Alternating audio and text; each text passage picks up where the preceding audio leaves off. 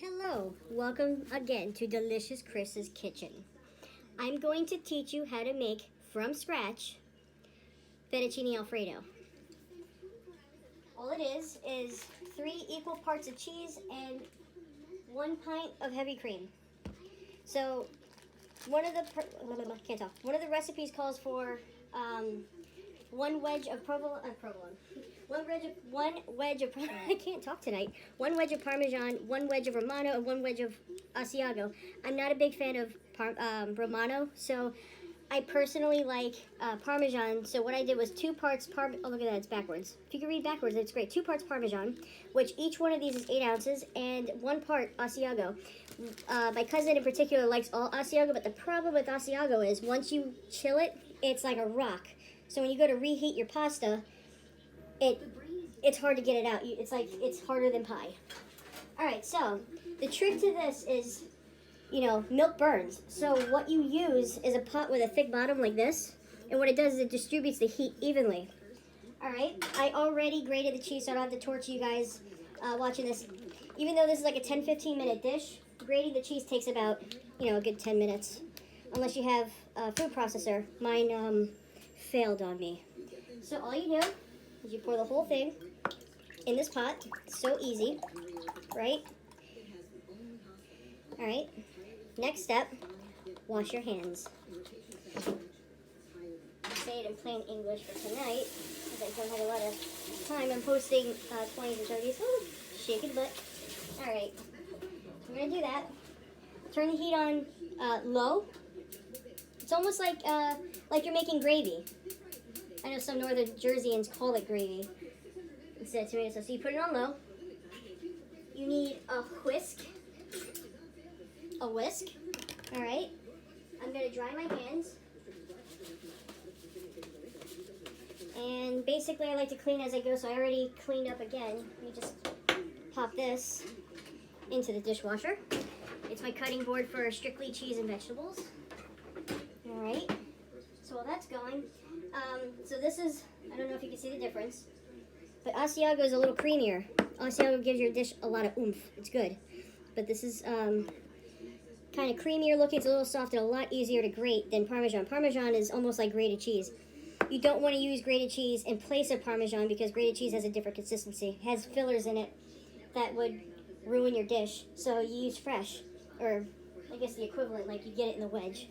If you really need to cheat, you don't have a lot of time, you could get away with this kind of grated cheese. It's shredded Parmesan. Oh, we're not.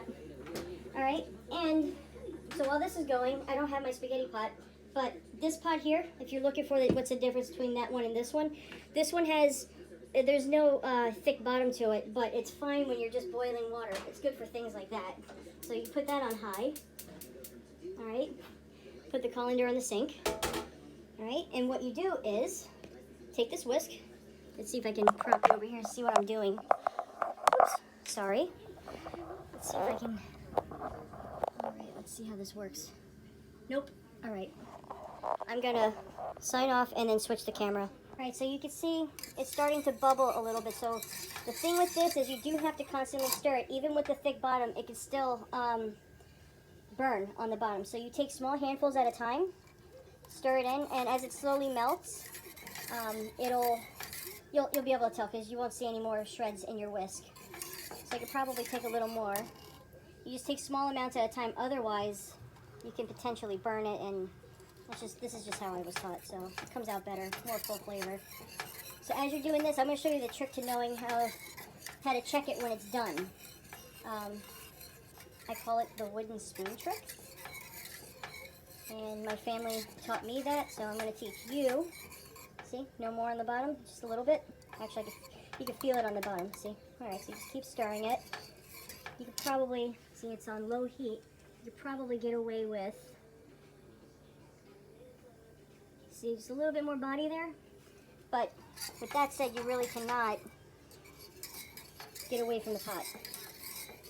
Oh, and with the water, in lieu of adding salt to the dish, as the cheese is salty, just to give the pasta a little bit of flavor, just add a little bit of salt in the water. Most people know that, but not everyone. also, scientifically speaking, it can technically bring up the temperature of the water a little bit. I don't know. Correct me on that if you know it. Okay, so this is pretty much melted. Grab another handful. As you guys know, my hands are clean. Okay. And if you're really opposed to hands, it could be a little more messy, but you could use tongs. So why don't we do that?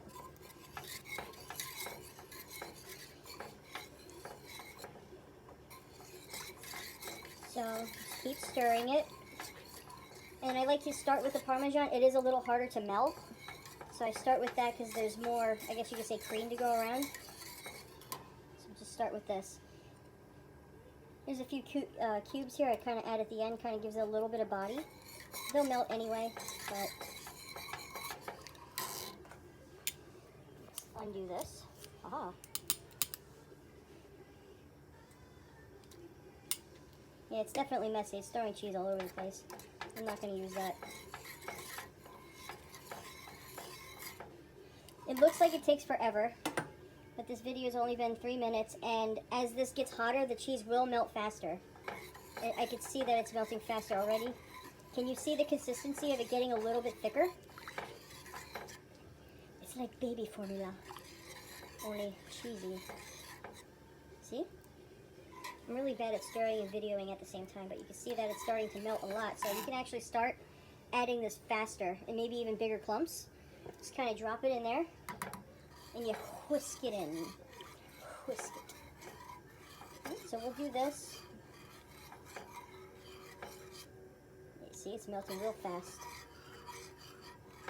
Right, you can see how it's kind of creamy. You don't really see that much chunk of cheese in there, so you can put a little bit more, like another handful. And if you want to, at this point, I'm about halfway done with this pile of cheese. You could start adding the Asiago. This is the Asiago here. I'll put it right here on the stove. Pop that in the sink. We're done with that. We'll grab a handful of this. This melts very fast. So we can start adding this. And this does give it some oomph.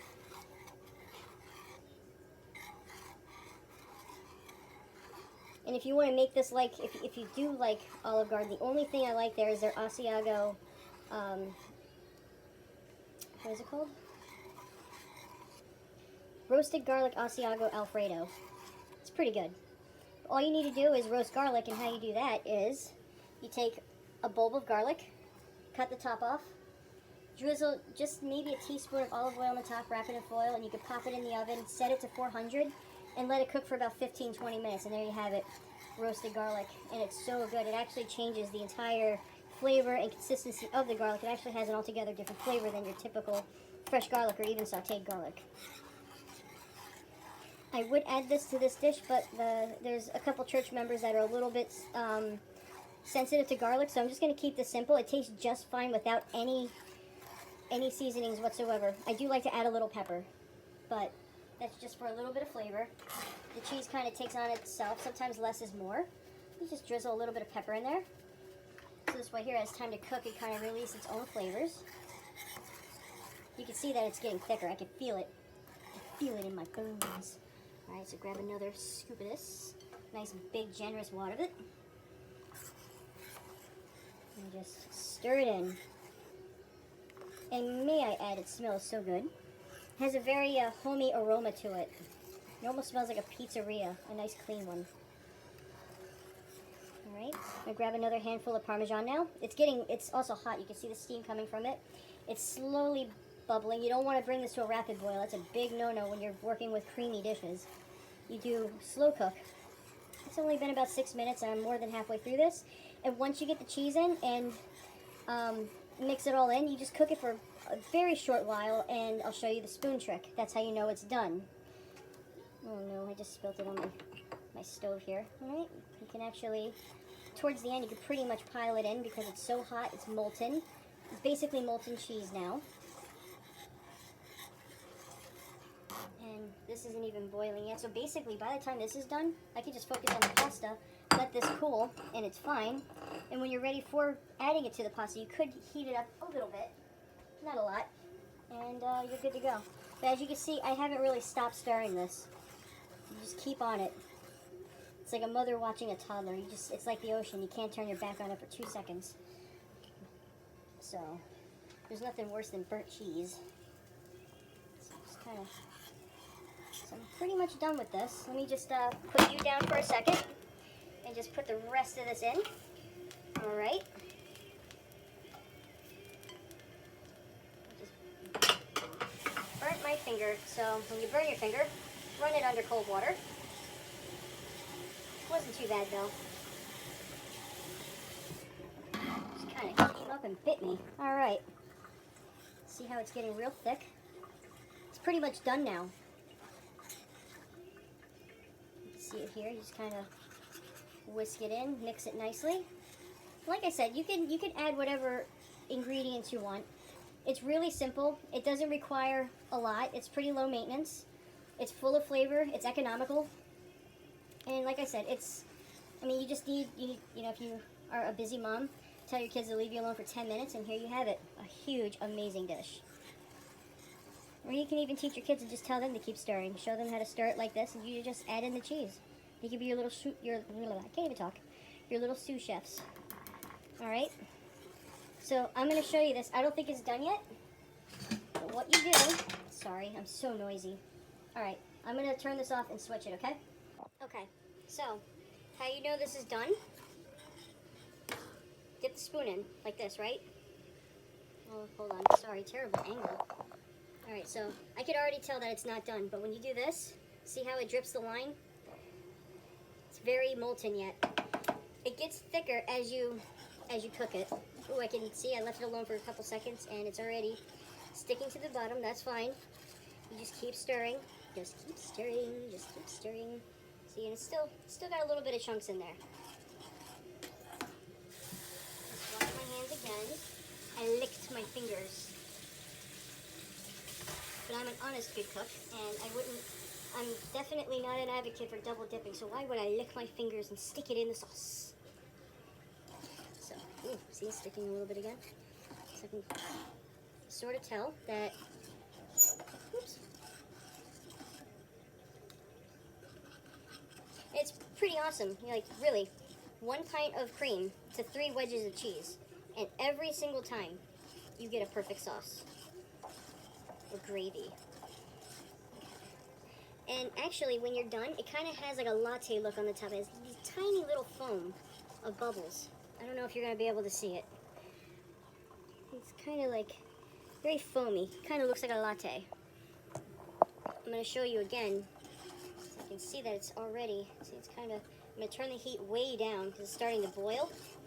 You don't want to lose control of this. Alright. You can even take it off the heat for a second, stir it.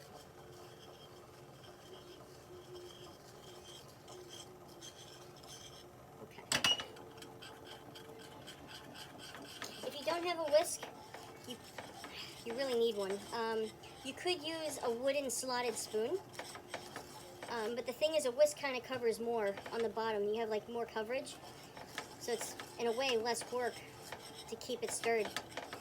Alright, so we'll do the spoon trick again. Right? Submerge it. It's still runny. So we're just going to keep stirring it until it's done. Oh, you know something? I have some leftover on the plate here. I licked this finger, so I'm not touching the food with it. I'm just stirring this in. Alright. Should help thicken it a wee bit more. I really wish you could smell my cooking. It smells really good. Just spoiler alert. It smells good. Move that to the side. I don't want to get soap in it. Still rinse it anyway. Alright. I like, as I said, I clean as I go. So, pop this in the dishwasher.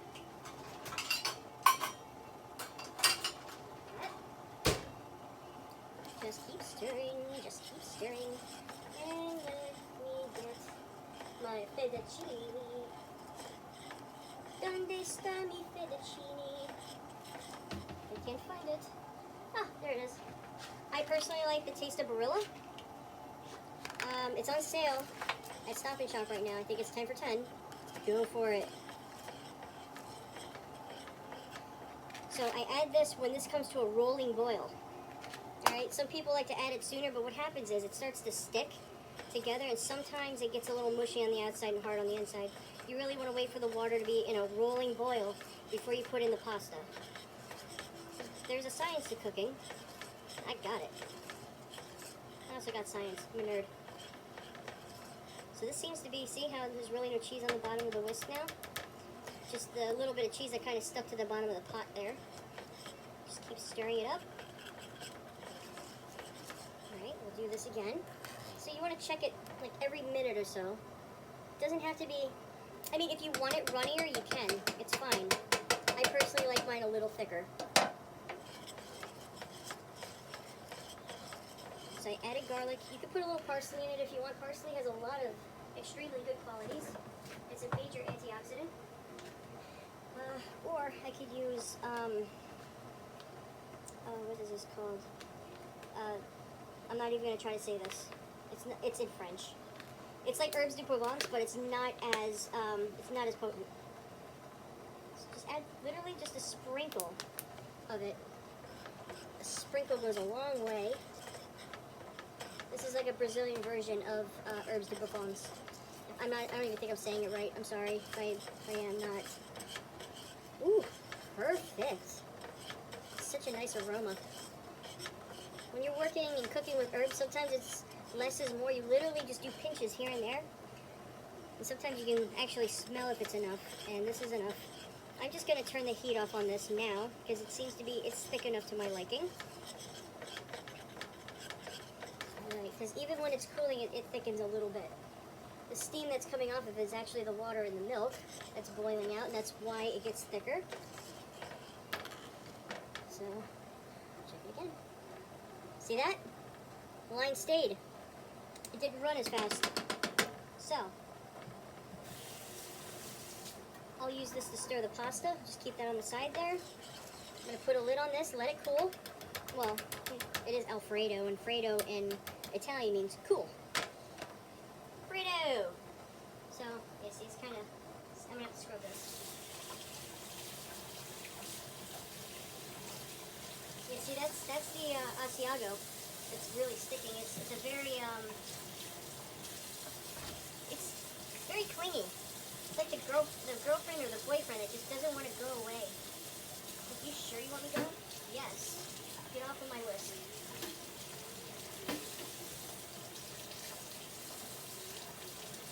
Alright, so this is now pretty much in a rolling boil, I call it. And this is how you cook your pasta. Open the box. You read the instructions. Al dente is 12 to 13 minutes. Alright? I like to do, so that it doesn't go all over the place, is put it in a glass.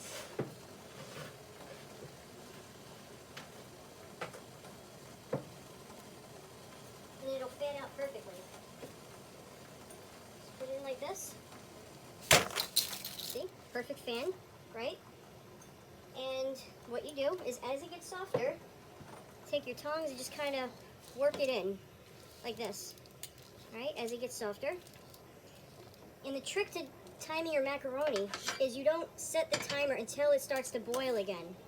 So if it's 12 to 13 minutes, you don't start it now. First you're just working it in. Once it starts boiling, then you set your timer.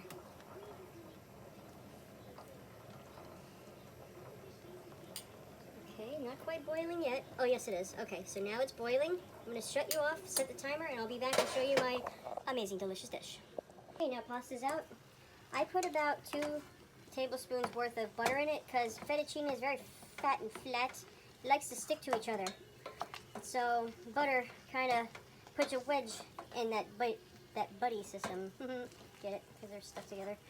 Alright, so you just kind of mix it in real good. Now you can season the pasta if you like. My dad likes to put some garlic powder in it. It does give it a nice full flavor so the pasta kind of doesn't take away from the flavor. It kind of contributes because that garlic butter pasta flavor kind of has its own touch, just a sprinkle. But I'm not going to do that because, like I said, people that I'm cooking for, there's a couple that are a little sensitive to garlic, so I'm very light on the garlic.